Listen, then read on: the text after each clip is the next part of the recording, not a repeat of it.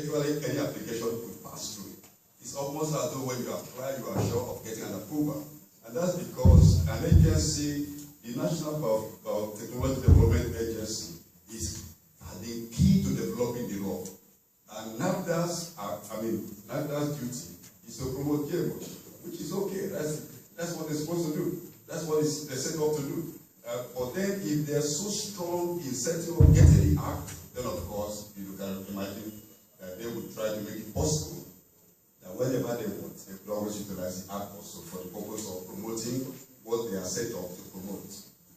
That's one point. So the board itself is the board of National Biosafety Management Agency is composed mostly of persons, of groups, apart from the ministries, of organizations that would back up the introduction of GMOs into Nigeria, like NAFDA, for example.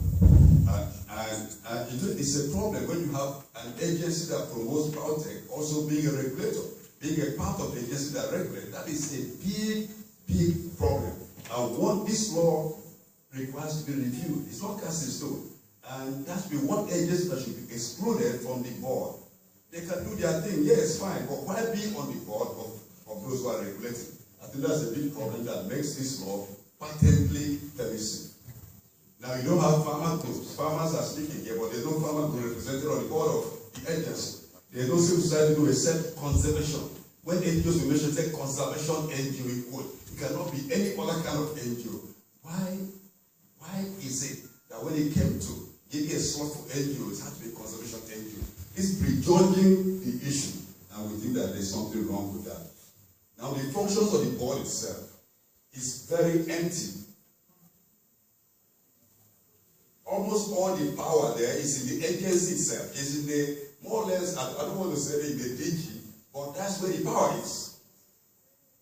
Because the board of the National Biosafety Management Agency, it is in the law itself, in the act itself, does not. Maybe there are other spaces where this is clarified, but in the act itself, decisions for approval are not made by the board. The functions of the board are a few administrative things, about 4 points. And we think it's an area that needs to be reviewed. Whenever there's an application that we just had 2 applications from 3 applications, stacked threads of maize and single thread, and then a lot of meeting, because when an application comes in, and the agency uses all the experts they have, all the scientists reviewing it, at the end, the agency should recommend to an interministerial committee or another committee or the board itself who would decide to endorse or not endorse the recommendation. There's nothing like that in the act. Nothing like that in the act. And that, to me, is a big problem.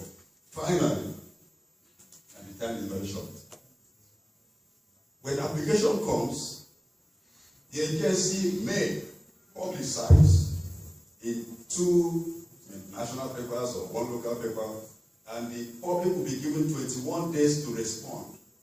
21 days to respond to an application. 21 days for consultation for those of us in the civil society movement. 21 days is too short. And that needs to be reviewed. It should be at least 60 days. What's the hurry? I was commenting 21 days. And then the example of the application that's already been approved in Nigeria, they were applied for in October, by 1st May approved. What is the hurry? Where are we hurrying to? We need to put some measures in place that would check the speed of this agency. Because it's important, once the gene leaves the bottle, you are not able to call it back.